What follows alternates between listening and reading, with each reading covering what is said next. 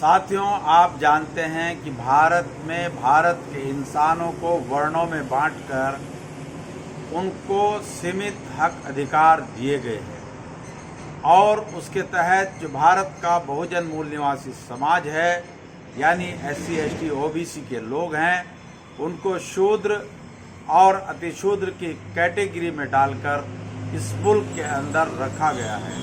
आज़ादी के 75-76 सालों बाद भी उनके साथ वही स्थिति है जो आज से हज़ारों साल पहले थी।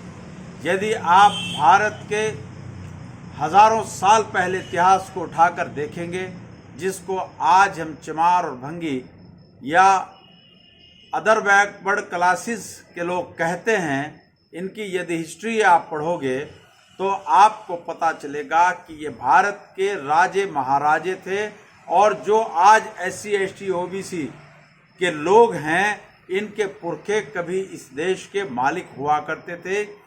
लेकिन वक्त ने करवट बदली और मनु की व्यवस्था भारत में लागू हुई। उसके तहत इन लोगों को शूद्र और अतिशूद्र बनाकर इस मुल्क में तमाम तरह अधिकारों से महरूम कर दिया गया और यहाँ तक कि इनके मुंह के आगे हांडी, पीठ के पीछे झाड़ू और हाथ में घंटी थमा दी गई। साथियों, इसी तरह का एक साझा कार्यक्रम शासक वर्ग, सत्ता और मीडिया के साथ मिलकर आज भारत में मुसलमानों के प्रति चला रहा है। आज बड़े पैमाने पर मुसलमानों के संबंध में ये कहा जा रहा है, सार्वजनिक मंचों पर कहा जा रहा है, समाचार पत्रों में लिखा जा रहा है, सोशल मीडिया पर कहा जा रहा है कि भारत के लोगों को मुसलमानों से खतरा है।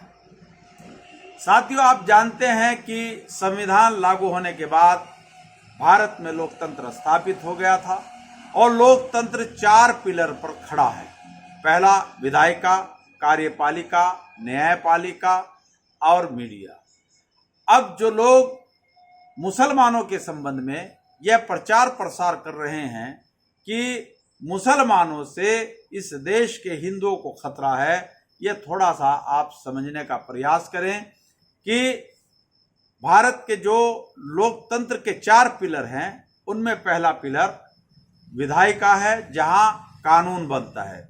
यदि हम लोकसभा की बात करें तो 543 सांसदों में 27 सांसद मुस्लिम हैं और उसमें 2 सांसदों को छोड़कर बैरिस्टर असदुद्दीन ओवैसी और उनके दूसरे सांसद इम्तियाज जलील को छोड़कर जो 25 सांसद और मुस्लिम बचते हैं, वो आज की तारीख में नपुंसकता की कैटेगरी में आते हैं। यानी सदन के अंदर जो उन्होंने जनता से वायदे किए थे, उन पर वो अपनी आवाज़ नहीं बुलंद करते।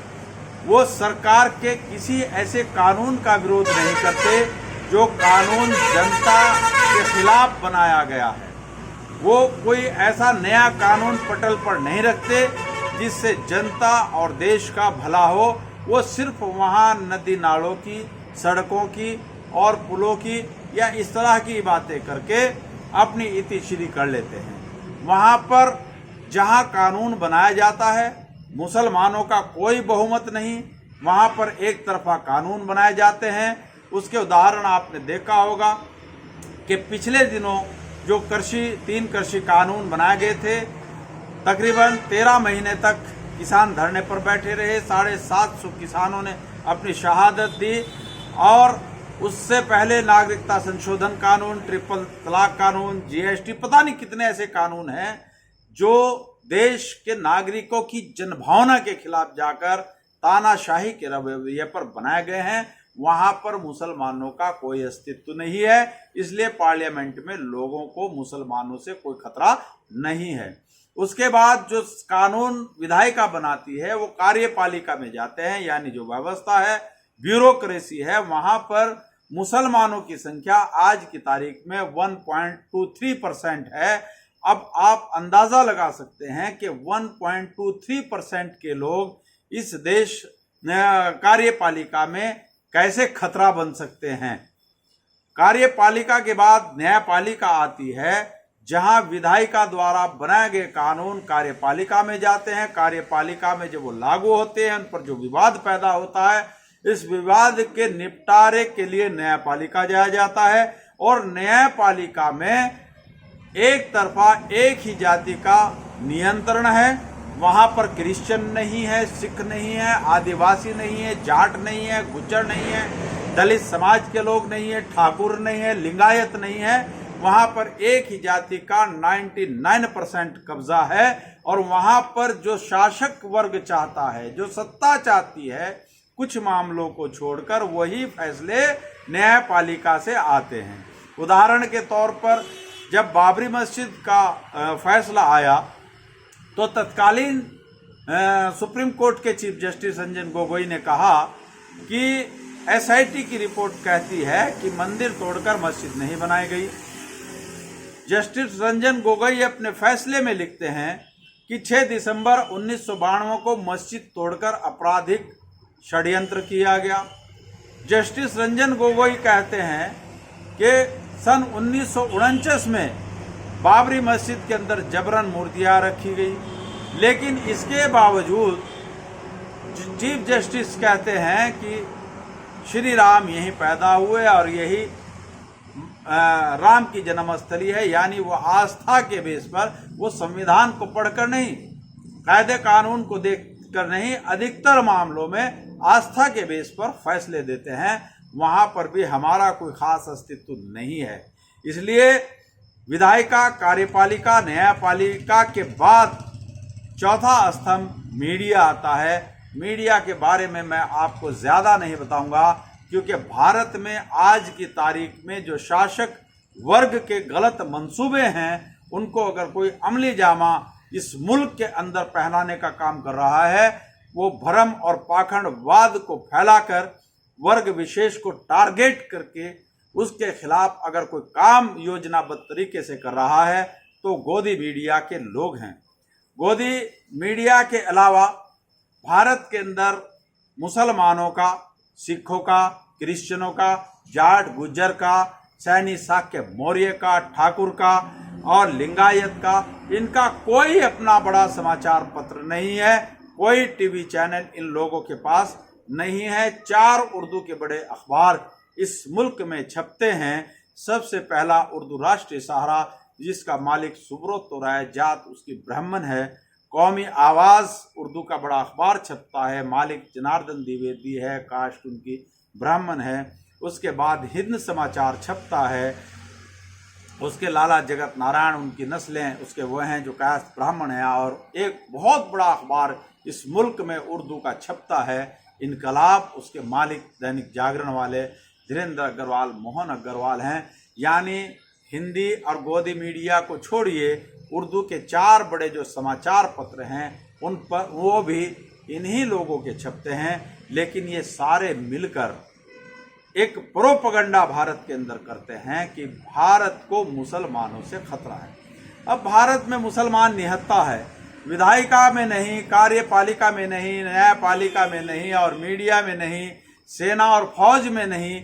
अब वो लोग जिनके अधीन ये चारों लोकतंत्र के पिलर हैं, जिनके कब्जे में लोकतंत्र के चारों स्तंभ पूरी तरीके से जकड़े हुए हैं, जिनके नियंत्रण में भारत की सेना है, जिसके नियंत्रण में सारी जुडिशरी है, सारी मीडिया है, सारी कार्यपालिका है, और वो लोग जिनका भारत का राष्ट्रपति है, भारत का प्रधानमंत्री है, सारे राज्यों के गवर्नर हैं, सारे राज्यों के मुख्यमंत्री हैं, देश के 650 जिलों के डीएम, एसएसपी, कमिश्नर करीब करीब वही है। वो लोग इस मुल्क में ये प्रोपगंडा कर रहे हैं कि भारत के मुसलमानों से देश को खतरा है, हिंदुओं को खतरा है। साथियों, किसी हिंदू को कोई खतरा नहीं, किसी को कोई डर और दहशत नहीं, बल्कि जो शासक वर्ग है, जो आज की तारीख में लोग सत्ता के अंदर बैठे हैं, जो जनता से उन्होंने वायदे किए थे, वो उन वायदों पर खरे नहीं उतर रहे। देश के अंदर वो लगातार धीरे धीरे मनुस्मृति के निज़ाम की तरफ बढ़ रहे हैं। और जो पिछड़ा वर्ग है, जो SC ST OBC के लोग हैं, सैनी शाक्य के मौर्य, क्रिश्चियन, लिंगायत, आदिवासी, ये जितना भी पिछड़ा वर्ग है, जितने ये लोग हैं, इनको संविधान में जो आरक्षण की व्यवस्था बाबा साहब डॉक्टर भीमराव अंबेडकर दे करके गए थे ताकि ये लोग भी राष्ट्र की मुख्य धारा से जुड़कर राष्ट्र में प्रगति के पथ पर चलकर ये भी तरक्की कर सके, ये भी अच्छी जिंदगी जी सके, ये अच्छा खान पान कर सके, अच्छा रहन सहन कर सके, अपने बच्चों को अच्छी एजुकेशन देकर उन्हें इस लायक बना सके कि वो अपने उस गौरवशाली इतिहास को जो उनसे छीनकर इन्हें दलित और दूसरी कैटेगरी में डालकर इनको बंधक बनाया गया था, ये उस अपने गौरवशाली इतिहास को दोबारा ले आए। तो इसलिए साथियों, सत्ताधारी लोग जो शासक वर्ग है, शासक जातियां हैं, वो इस तरह का प्रचार कर रही है। और कमाल देखिए कि इस मुल्क में कोई क्रिश्चियन ये नहीं कहता कि मुसलमानों से खतरा है, इस मुल्क में सिख समाज नहीं कहता कि मुसलमानों से खतरा है, इस मुल्क में आदिवासी नहीं कहते कि हमें मुसलमानों से खतरा है, इस मुल्क में दलित चमार नहीं कहता कि हमें मुसलमानों से खतरा है। जाट और गुज्जर जिनका गौरवशाली इतिहास है, जो पिछड़े वर्ग के लोग हैं, वो नहीं कहते कभी कि मुसलमानों से हमें कोई खतरा है। कर्नाटक के अंदर उधर लिंगायत और इधर ठाकुर कभी नहीं कहता कि हमें मुसलमानों से खतरा है या मुसलमानों से इस देश के हिंदुओं को किसी तरह का कोई खतरा है, बल्कि वो शासक वर्ग जो धार्मिक कर्मकांड में उलझाकर सत्ता पर काबिज है, जो धार्मिक उन्माद भड़काकर सत्ता पर काबिज है, वो लोग जो मस्जिद के मीनार पर भगवा फहराकर मुसलमानों को प्रताड़ित और अपमानित करते हैं, वो लोग जो अयोध्या के अंदर मस्जिद में सुअर का मांस फेंककर, कुरान शरीफ के पन्ने फाड़कर, उत्तेजित भाषण के नारे लिखकर मस्जिद में फेंककर इस देश में सांप्रदायिक उन्माद फैलाकर दंगा धर्म की आड़ में कराते हैं, वो लोग कहते हैं कि भारत के मुसलमानों से देश के हिंदुओं को खतरा है। साथियों, किसी को कोई खतरा नहीं, किसी को कोई दहशत नहीं। अगर दहशत है तो सरकार को है, क्योंकि सरकार ने जो जनता से चुनाव के वक्त वायदे किए थे, उन वायदों पर सरकार खरी नहीं उतर रही। वो दंगा और धर्म की आड़ में मुसलमानों को टारगेट करके, जो पिछड़ा वर्ग है, जो SC ST OBC के लोग हैं, उनको अपने साथ लगाए रखना चाहती है, ताकि उनका जनमत संग्रह बना रहे और जनमत संग्रह होने के बाद उनकी सत्ता आ सके, और सत्ता आने के बाद विधायिका, कार्यपालिका, न्यायपालिका और मीडिया पूरी तरीके से उनके कब्जे में रहे और वो अपना स्मूथली काम करती रहे और देश को गड्ढे में धकेलती रहे। सिर्फ इतना सा कार्यक्रम है, बाकी किसी को किसी तरह का मुसलमानों से कोई खतरा नहीं।